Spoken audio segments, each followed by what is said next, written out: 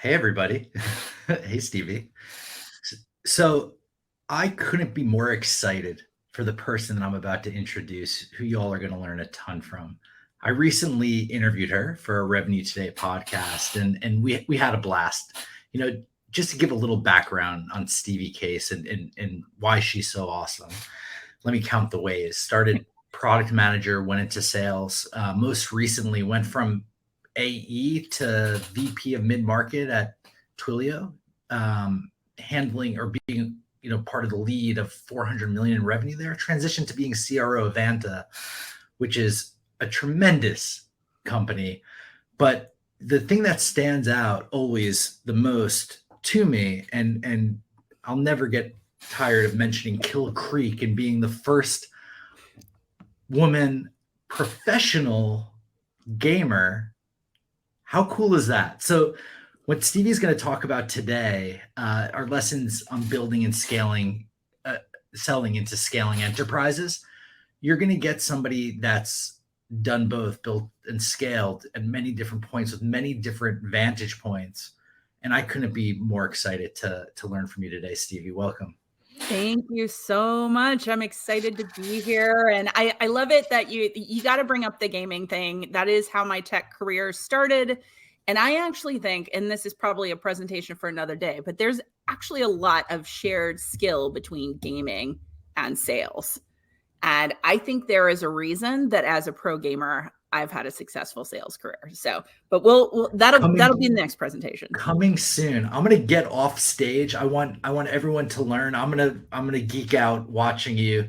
This is Stevie Case, our keynote speaker. Take it away.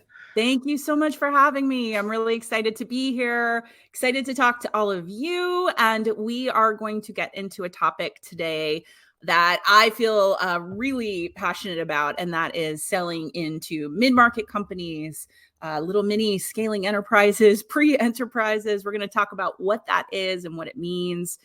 As a means of intro beyond what Jared has shared, I have been very grateful over the last dozen plus years to build a career in sales and in revenue, everywhere from a startup that was acquired by Visa, if you can imagine working at a company that big, a traditional company, and selling a nascent product from inside a big organization, to pre-revenue startups. I was the first non-technical hire at a startup called Layer and did the 0 to 1 on that. And then at Twilio. So I actually joined Twilio. It was the very last pre-IPO hire. And if you can believe it, I joined as an AE. And at the time I joined, I was one of about 10 AEs at the entire company. So a $200 million run rate company built on self-service that then grew a legitimate sales organization. And over the course of a 6-year run there, got to participate in being one of the first folks to help build the enterprise team and ultimately leading the mid-market team at Twilio. That was a $400 million business. Now, just have moved over about 7 months ago as the Chief Revenue Officer at Vanta. And Vanta is a Series B growth stage company in the compliance and cybersecurity space. So excited to talk a little bit about what it looks like to sell into these mid-market companies from all of those different vantage points. And I'm grateful to say I have had the luxury of selling into companies at all stages. I have sold to 2-person companies, and I have sold to the Fortune 100. So we're going to talk about what lies in between today and some of the common stumbling blocks that you may run into as you try to master the mid-market. So, you may be asking, what makes it so messy? Why is it so messy in the middle? And I can tell you from experience, it is extremely messy in between that bottom end of the market of SMBs and the top end of the market of enterprises.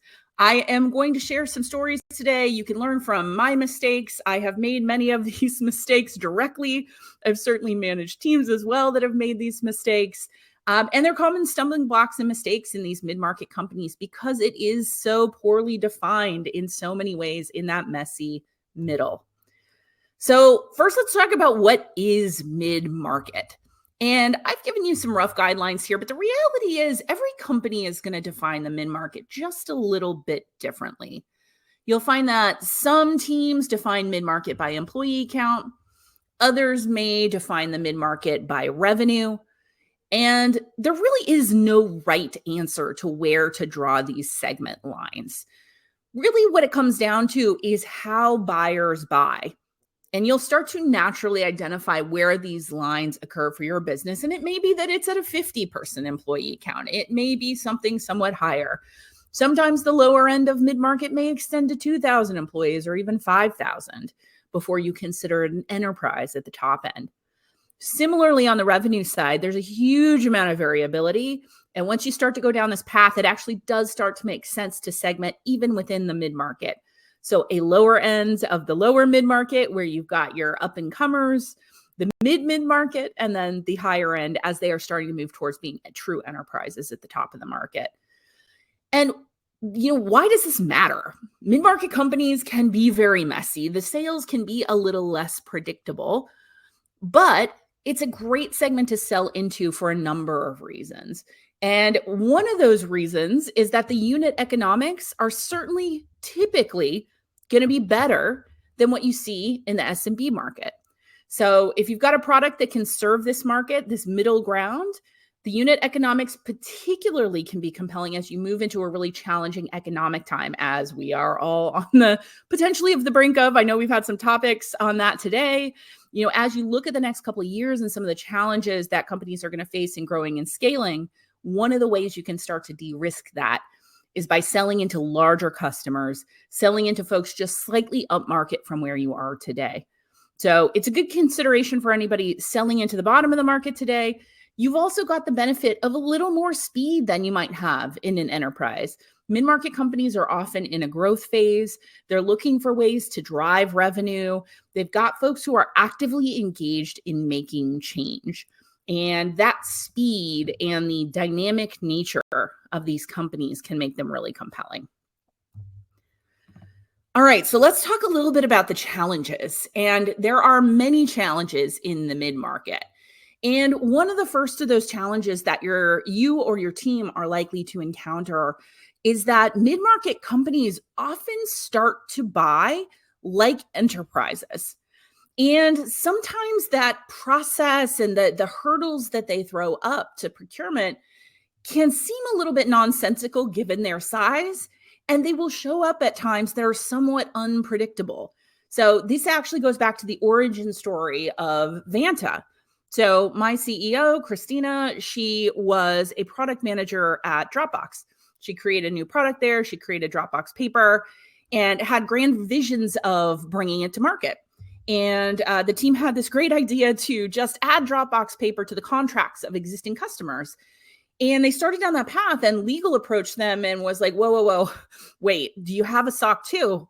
Like, what have you done about compliance? Are you sure that this actually complies with our contracts that we've already written with these customers? And that led Christina and team down a path of discovering all of the various contractual requirements that you may expect to meet in the enterprise. So whether that's completing a security review, working through a much more formal procurement process, completing questionnaires, having a BCDR plan, there is a laundry list of things that enterprises typically ask for, and you will start to see those things show up in mid-market companies. The second major challenge that you often encounter when you get into these mid-market companies is there are multiple stakeholders. And truly, these stakeholders may evolve over the course of your deal. When you're looking at a scaling mid-market company, you can run into situations where not only is it not clear who the buyer is, but that buyer may change over the course of 3 months, 6 months, 12 months. I have encountered this myself a variety of times. We had a huge customer at Twilio, and my team had signed this deal with this customer, and it was very straightforward in year one. We signed the deal, one stakeholder, very clean. It was a technical stakeholder. So he does the deal. Over the course of that contract, usage grows, the engagement is great, everything is going well. So team comes around to renew the deal. We're at the point of bringing them up for renewal. And suddenly the person that we believe to be our buyer and our champion was like, yeah, it's not, it's not actually, I'm not sure who it is. It's not me. Let me introduce you to some other people. And we start having conversations with people with all kinds of cryptic titles who are really like within 3 months of joining the company. We've got corporate development in the mix. We've got like business development in the mix. We've got legal. We've got a procurement and a supply chain person. We've got a product manager who we are not sure is even involved. And suddenly there's this cast of characters engaged in making the decision. But our original buyer is also still engaged in asking questions. And all of those folks who entered the relationship had joined this scaling mid-market company within the previous 12 months. And in the end, none of those folks were super clear out of the gate who was going to make the final decision. They did not even know. We had to sort of negotiate over the course of that term. Was it the original buyer? Who were the stakeholders who actually needed to sign off? And then who could make the decision to move forward with that deal? And that is a common challenge in a mid-market company. And then it's that they don't know what they don't know. You know, when you've got such a dynamic company and you've got so much change and you've got new stakeholders showing up and the economy changing, that is a non-trivial factor. And that will definitely put you in a position where you've got new buying committees showing up, folks overriding budget that were never involved before, people looking at line items on contracts that didn't exist before. You've really got a group you're selling into that doesn't even know what their own process looks like. They may have been your buyer 6 months ago, and now suddenly there's a security review process, and your buyer has to go through that, and they've never gone through it before. So that messy middle puts them in a position where, you know, in an SMB, it's small enough that everybody can generally get together and work it out and talk to each other. In an enterprise, things are typically very well defined, but here in the mid-market, often those buyers don't even really know what they're dealing with, and you have to help them uncover that. So what I'm going to walk you through is a playbook for how to address these types of challenges in a mid-market company. Okay, here's your playbook. So how do you impose order in the chaos?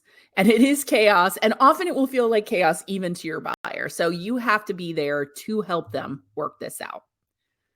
So challenge number 1, customers start to buy like enterprises. There are several things that you can do to make it easier to sell to these folks who are starting to have enterprise-like requirements. And one of those things is to get your security certifications in order. So go get that SOC 2 report. Go deal with ISO 27001. If you're dealing with customers in Europe, deal with GDPR. Make sure you're compliant out of the gate. And be proactive about the communication about those compliance certifications and attestations. Make sure you're in a position to be able to tell a story about how you've thought this through, that you've got a product that is well thought through and secured. So you know out of the gate that you can confidently enter the conversation, and your buyer can also say, oh, okay, it seems like you've got this checked. And then what you need to do with it is help that buyer understand who in their organization needs to know this. You can proactively go in and start helping your buyer understand their own org by asking discovery questions about, so I would expect that you'll have a security review process. Who runs that? What are some of the requirements? Do you have questionnaires I can take a look at? So help them help you, make it easy, and proactively offer this stuff to them. Number 2 is have a mutual close plan. So very straightforward. And this is something that I think everybody knows you need a mutual close plan, but it's one of those steps that often gets skipped by sellers that will make a huge difference. And what I would really encourage you to do when you build a mutual close plan is write it down. You've got to write it down on paper, and you've got to share this with the customer in writing. And that is right. I love this comment, a mutual success plan. That is exactly right. So this is about how do we get to the outcome that the buyer is looking to achieve. So yes, as a salesperson, absolutely you want to close, but this is all about how do you get to their business outcome. So the way that I have seen this done incredibly effectively, it doesn't have to be overthought, is create a great spreadsheet, share with your buyer, and help them walk through those steps, write those steps out together, work through who needs to approve, what will define success, and then check those off together and put dates against them as a group. Doing that together, and you will have things that your buyer has bought off on to help you get successful and close the deal. Okay, challenge number 2, multiple stakeholders. And with dates and assignments. Thank you. That is a really key part, that you've got to have dates against those deliverables. Challenge number 2, multiple stakeholders. Now, with multiple stakeholders, it's one thing if you're selling into an enterprise, it's a pretty known thing. You generally know the personas that you're dealing with. Little bit of a different ballgame here in the mid-market. And solution 1 is quite obvious. You need to be multi-threaded. That can look a little bit different in a mid-market deal. So when you're dealing with a mid-market company, you've got to continuously qualify who your champion is, what's their role in the process, who your stakeholders are, and don't ever take for granted that you actually know who those folks are and that it's static, because they very well may not stay the same. You need to be asking these questions every time you get on the phone and reconfirming the understanding of the org and the decision-making dynamics every time you talk to the customer. Qualify them early. And, talk about learning from mistakes. I'll tell you about one of my biggest mistakes here, and I've seen it repeated many times in my career, but I made this mistake in a very painful way. And that was, I started down the path of having this great conversation. I got an inbound lead, mid-market company. It was a small, mid-market insurance company. So they did dental insurance. It was great. They had, perfect set of questions for me. Their requirements matched exactly what we had to offer.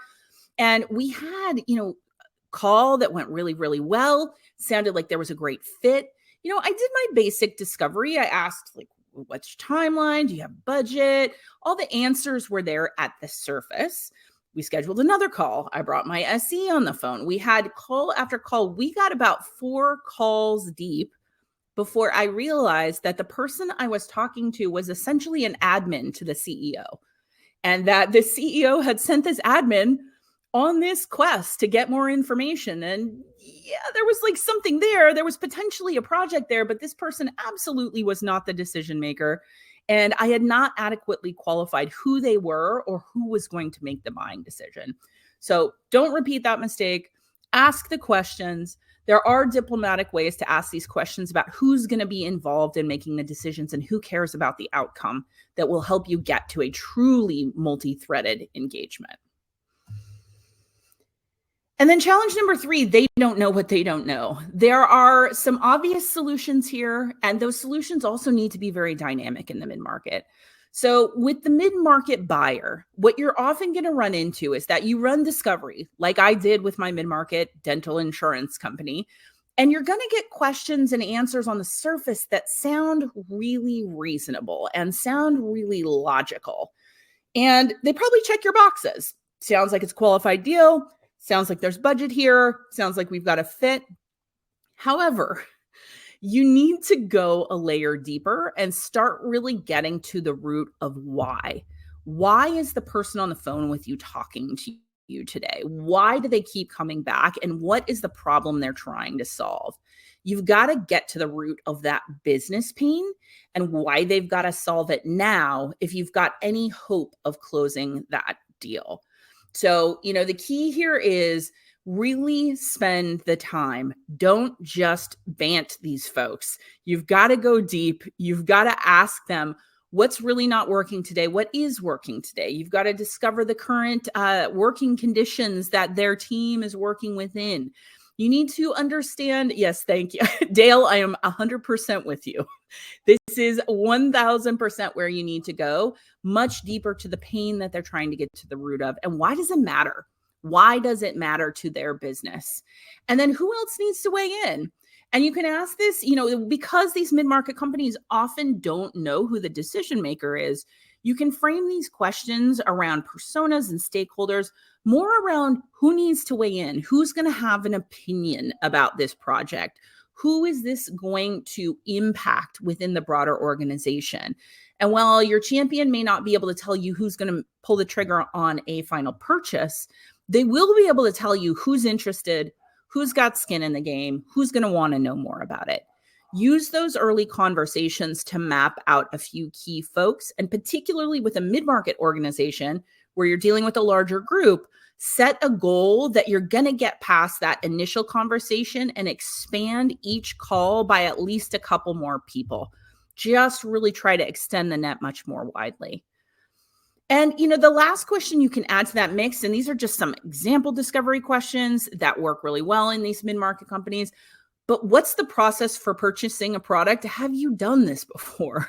Do you know the process? It is totally okay to ask that. And often the answer will be kind of, or I don't know, but you got to ask those uncomfortable questions. Don't assume they know and are hiding it from you. That is the common scenario that I see, is that sellers are afraid to ask. They assume your champion or the person you're talking to actually knows, when really at the end of the day, they don't know, and they need your help. You can make them a hero by helping them uncover it. And, you can frame some of these conversations with your buyers around some of these common pitfalls that you would expect in a mid-market company that's growing quickly. So you can say, I've dealt with customers of your size before, or customers similar in stature, and here are some of the things that they typically encounter. Do you expect that to be a part of your process? So help them help themselves, and you will be in a much stronger position to close the deal. So that's it. That's the playbook for the messy middle. The messy middle, while it can be a little bit intimidating, it is very much worth the effort, particularly as we enter these next couple of years of economic uncertainty. I would really encourage you to explore. I think often you'll be surprised that you can take an enterprise product and sell it to the upper end of the mid-market. You can take an SMB product and often sell it at the lower end of mid-market. You can often expand your TAM simply with a couple of key shifts in the way that you sell. So good luck out there. Excited to see the success stories. Let's get after it. Jared, I'm handing it back to you. And I'm back. Hi. Stevie, this presentation was awesome. I'm a strong advocate of everything you've said. And from the mid-market to the qualification, deals are won and lost in discovery, right? Oh, absolutely. And I mean, this is the thing I think that a lot of more junior sellers don't quite realize, is that when you start down that discovery path, you are teeing up your future. You're teeing up whether or not you're going to win the deal. You're teeing up what you're going to end up with for contract value at the end of that conversation.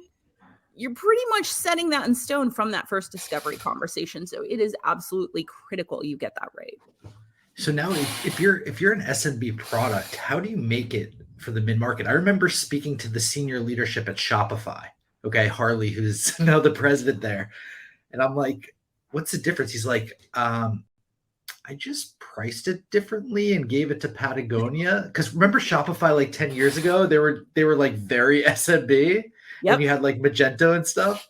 And then things evolved from there. I'm curious from your point of view. That was the honest truth that he said. I'm like, he's not wrong. He's definitely not wrong. And I think that that is the thing that I think when you start as a company with an SMB focus, it can be an uncomfortable idea to say, I am literally just going to take this same product and I'm going to present it to a larger company, and I'm going to tell them it costs 2 times as much or 10 times as much. And maybe I'm even not going to give them the whole product at that price. I'm going to cut it in half and give them pieces. But the truth is there's a perception thing that happens, especially if you're moving up market and you're taking an SMB product and bringing it higher up market. If you price that too low, they start to question, what's wrong with it? Why is it so cheap? Or what am I missing? Because it feels like there's a really big ROI here, but the price point's so low. And, when you price it appropriately for your buyer, they will appropriately understand the ROI attached to it. So do not be scared, even if you have mentally anchored on a lower price based on where you've sold previously. You can go forward with confidence. And think about it from the other side. Mid-market companies, they're doing tens, hundreds of millions in revenue.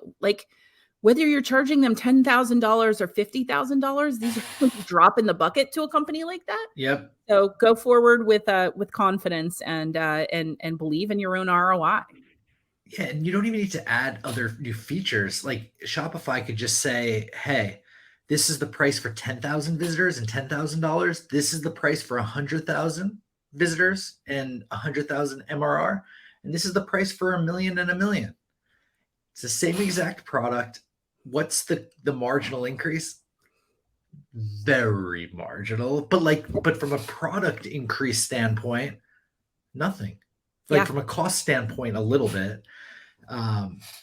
It can really move the needle. And the truth is, through that process, you'll do discovery. It's really important, particularly if you're moving like from enterprise to mid-market or from SMB to mid-market. It's really important that you've got a tight loop with your product team, that you collect the feedback, because you will start to discover like what are those little requirements and the features. You should never let them block your deal, but you want to collect that data, feed it back to the product team, and make sure then that you just get those little unlocks. And, you can start to think about, like, is there a paid tier of service or support? What are the things you can add on in this market? Mid-market companies, the upside of buying like an enterprise is they expect things like that. They expect to have a paid support plan. They expect to pay more for things because that's what they're used to. So in that context, go forward and ask for more. Yeah, I mean, what's the biggest myth from people that are like nervous to go into that mid-market? Like, I'm I curious. mean, I think there's just a lot of fear, honestly. I think there's that fear of you've mentally anchored on what you charge for the thing, especially when you're looking at like PLG, or you've got a version of the thing. Twilio was a great example of this, right? Like you could literally go on the Twilio website and create an account for free and put your credit card down. That account is no different than what I would be selling on a contract to an enterprise or to a mid-market company. But there were companies signing multi-million-dollar bookings deals for that same product you could just sign up for on the website. And a lot of that has to do with how you frame the solution, how you've helped them put the pieces together, your confidence in getting them on board, that there's a cohesive solution in all of that you can help them see a path to. So a lot of it is how you engage with that buyer. And then the second piece is, can you work through their procurement process and give them what they need on that front? Yeah, the most fascinating thing to me is let's say your results are exactly the same. And by the way, for everyone listening, like, believe it or not, as you scale your product up, the results could be exponentially better with the same product. But let's make an assumption that they're exactly the same. At SMB, you save them 20% or 10% or whatever. You want to put those numbers on the bigger thing? That's substantial. Yeah, it's wild. I mean, I had a vendor recently was really eager to buy their solution. They knew that. And they walked me through their pricing. I asked them, like, give me a pricing proposal. They gave me a pricing proposal, and they put it out there, and they said the ROI on this is 3,000%. And in my head, I was like, what are you doing? You could have charged me a lot more for this thing. Like, you are saving me a huge amount of money. And I think that's a common thing that happens because you are typically saving so much money. There's so much ROI in these mid-market deals. And, Lori's asking a great question. What's your golden rule? My golden rule is listen. It is the single most important thing you're going to do. Listen to what the customer is telling you. And then when you go back, you can tie your entire pitch and your proposal to things your customer has told you. Don't think you're going to go in with the same pitch every time, the same sale every time. It's got to be tying back to things that you listened to and heard from your customer. Mirror their words, tie things back to what they're looking for from business outcomes, tie it back to their pain. And hit them up as Kill Creek on the networks to show them exactly that you're listening to them and be where they're at. That's Stevie, exactly right. We're unfortunately out of time, but this has been exceptional. And we will do something else with your permission on gaming and sales. Let's do it. I would love that.